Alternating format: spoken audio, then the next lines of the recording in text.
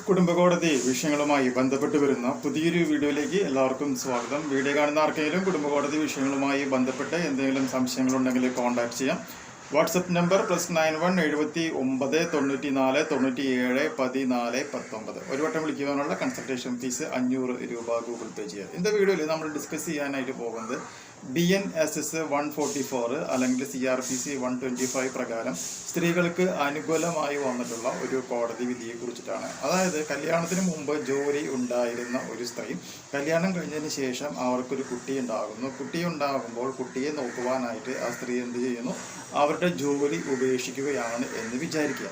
അങ്ങനെ ജോലി ഉപേക്ഷിച്ച് അവർ ജീവിതം മുന്നോട്ട് പോകുന്നതിനിടയിൽ ഭാര്യയും ഭാര്യയുടെ ഭർത്താവിൻ്റെ വീട്ടുകാരും തമ്മിൽ എന്തെങ്കിലും തരത്തിലുള്ള ഇഷ്യൂസിൻ്റെ പുറത്ത് അവർ തമ്മിൽ ഡിവോഴ്സ് ആവുകയോ അല്ലെങ്കിൽ വേർപിരിഞ്ഞ് താമസിക്കുകയോ ചെയ്യുന്ന ഒരു സാഹചര്യം ഉണ്ടാവുകയാണ് എന്നുണ്ടെങ്കിൽ ഈ സ്ത്രീക്ക് ജീവനാംശത്തിന് അർഹതയുണ്ടോ എന്നുള്ളതാണ് നമ്മുടെ ചോദ്യം. അപ്പോൾ ആ ചോദ്യത്തിന് കോടതി പറഞ്ഞ ഉത്തരവ് ഇങ്ങനെയാണ്: കുട്ടിയെ പരിപാലിക്കാൻ ജോലി ഉപേക്ഷിക്കുന്ന സ്ത്രീക്ക് ജീവനാംശത്തിന് അധികാരമുണ്ട് എന്നാണ് കോടതി പറഞ്ഞിട്ടുള്ളത്.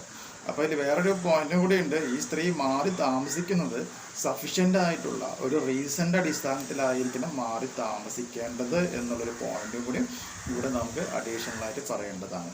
ക്ലിയർ ആയില്ലേ? അപ്പോൾ എനിവേ ഇതുപോലത്തെ സിറ്റുവേഷനുള്ള ഏതെങ്കിലും ആൾക്കാരും ഉണ്ട് എന്നുണ്ടെങ്കിൽ നിങ്ങൾക്ക് ഈ വിധിയുടെ ആനുകൂല്യം കൈപ്പറ്റാവുന്നതാണ്.